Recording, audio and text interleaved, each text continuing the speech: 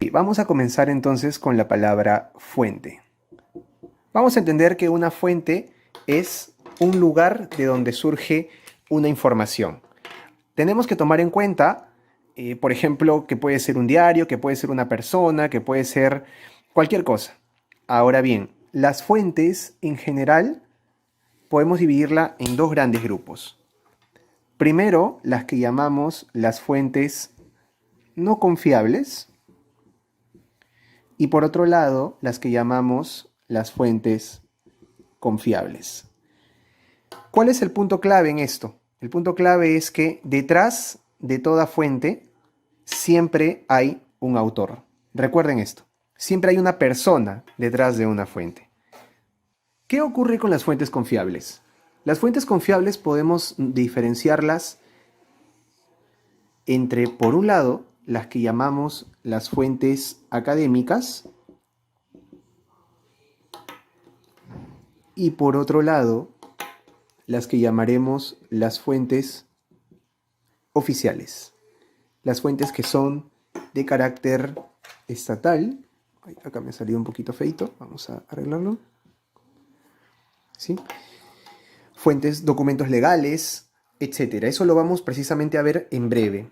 Vamos a mover esto por acá. Vamos a ver que en este caso las fuentes académicas y oficiales también pueden desdoblarse. Vamos primero con las académicas. Las académicas pueden ser de dos tipos. Por un lado, formativas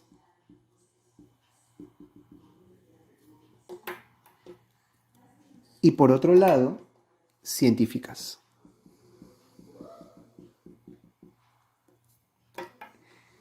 Aquí llamamos una fuente formativa. Una fuente académica formativa es aquella que se genera en contextos evaluativos. Por ejemplo, el ensayo que ustedes tienen que preparar, una monografía, una tesis, una tesina, etc. Es importante reconocer que todos estos contextos son contextos de educación superior, sea instituto, sea universidad, el punto es que siempre pasan por alguien que las evalúa. En cambio, las fuentes académicas científicas son fuentes que corresponden con publicaciones hechas fuera de un contexto evaluativo. Hablamos acá, por ejemplo, de los artículos en revista, hablamos de libros de investigación, hablamos también de reseñas, por ejemplo. La diferencia está en que mientras en las formativas a nosotros se nos pide, se nos pone una nota, en este caso no ocurre esto. En este caso las fuentes científicas tienen que ver con el deseo de la persona de querer publicarlo. Por su parte, las fuentes oficiales también las podemos dividir en dos tipos. Las que llamaremos legales y las que llamaremos institucionales.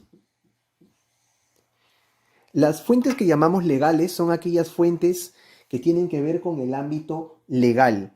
Pueden ser proyectos de ley, leyes, decretos, etcétera. Todo documento legal entra en este espacio. A veces se tiende a pensar que lo legal es lo definitivo, pero es importante reconocer que es un tipo de fuente de carácter un poco más oficial que llega a ser confiable precisamente por ello, pero no hay que verlo como la verdad, ¿no? La verdad absoluta. En tanto, en las fuentes institucionales tenemos, por ejemplo, los censos, los informes de las instituciones, algunos comunicados, por ejemplo, etcétera, ¿no? Esa es un poco la idea. Las fuentes oficiales tienen este carácter de ser también de autoría un poco más institucional, legal a veces, ¿no? Por ejemplo, una ley es un documento legal. No es exactamente que tenga un autor, ¿no? De hecho, por el mismo hecho de ser oficial, a veces tienen la idea de ser elaborados por un conjunto de personas, a diferencia de las académicas en donde sí vemos a un sujeto con nombre y apellido claramente distinguible. En el extremo de lo no confiable, tenemos que tomar en cuenta, como dije, que estamos hablando de autores que no son tan expertos, ¿no? Cuando, por ejemplo, nosotros encontramos artículos sobre racismo, pero dichos por personas que no necesariamente han estudiado sociología, podríamos nosotros caer un poco en la idea de lo no confiable. Vamos a ponerle acá más experto, un poco para diferenciarlo, ¿sí? Pero acá viene lo importante. Lo importante está en que hay algunas fuentes que pueden aparecer mediáticamente, que son las fuentes que llamamos de difusión. Me refiero a artículos en diarios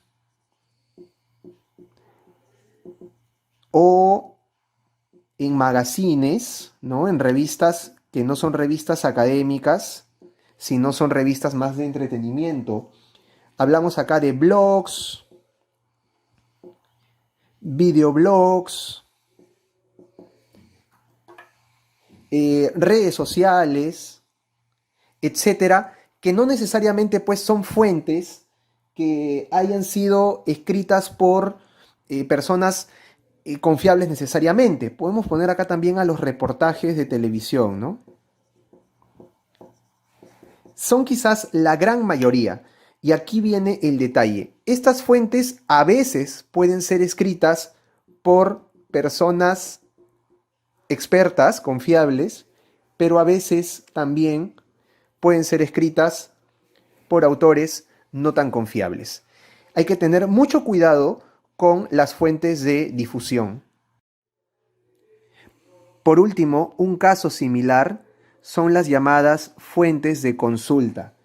¿A qué me refiero con fuentes de consulta? En primer lugar, tiene un origen también similar al de las fuentes de difusión. Muchas veces pueden ser escritas por personas no especialistas, aunque también, en algunos casos, por especialistas. Pues bien, las fuentes de consulta son aquellos documentos de consulta inmediata, por eso el nombre de consulta. Hablamos acá de diccionarios, enciclopedias, que pueden ser físicas o virtuales como Wikipedia. Hablamos de guías, manuales, etcétera, ¿no? Por ejemplo, los documentos, los libros de colegio, por ejemplo, los que se llaman Ciencias Sociales 4, Historia 3, no lo sé, son documentos de consulta inmediata que pueden haber sido elaborados por autores confiables, como que no necesariamente. Entonces hay que tener mucho cuidado también con este tipo de fuentes, que muchas veces no tiene una autoría. No tiene una autoría como persona, pero como digo, siempre detrás hay un sujeto, ¿no?